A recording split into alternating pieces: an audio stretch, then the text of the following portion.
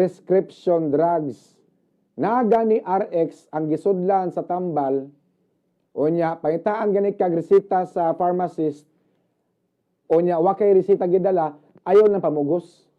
Dili jud ka magapalit og tambal ngadto sa pharmacy kung pangitaan ka og resita. Kay kung baligyaan kag tambal, unya, wa ka pangitai og resita, panalitan inig tumar nimo sa tambal, mamatay pa lang noon ka, kinsa manubag ang katong pharmacist nga nihatag nimo tambal. Nay tambal nga kinahanglan mopakita kag resita para baligyaan ka sa pharmacist. Apan naapoy mga tambal nga di na kinahanglan pangitaan ka og resita. Hilabi na katong mga tambal nga para sa mga seryoso nga mga sakit, no? Hilabi na sa mga antibiotic, need gyud na siya og resita. Og wala gani kay resita, ayaw pamugos. Kung nahabilin imong resita, uli sa balay, dad-a ato sa pharmacy para makapalit kag tambal. Kay kung panalitan mamugos gyud ka, mopalit kag tambal unya wa ka kadag resita. Unya baka wa kay resita nga ikapakita.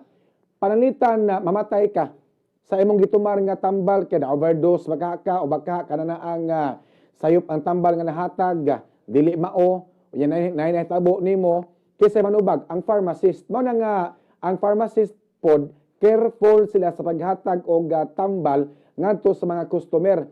Kung kinahanglan nga kinini ang naay resita o ilang baligyaan o wala gay resita di gyud sa baligya. Pero og tambal nga dili kinahanglan resita, maghahatag sila ana mga kabombo. Ang babae sa video namugos gyud siya mga kabombo. Iya yung gi-expose ang iyang pagkabugo diya sa Facebook. Nagtuo siya nga sakto siya kay nagvideo-video manoon. Masuhito pa manoon siya kay sa pharmacist. Ang original nga nag-post ani murag gi-delete na kay nakaani og daghang batikos o mga pagsaway mga kabombo.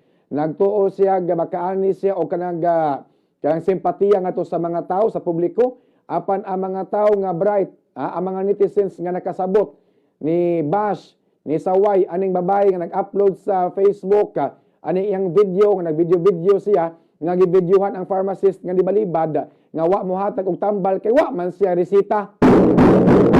Ningon ang lalaki ngadto siyang kauban nga babae, ikaw mohatag ka kundi ko mohatag kay basin malangkatan kog lisensya, ikaw mohatag ka. Ikaw ang usa ka babae nga pharmacist ningon nga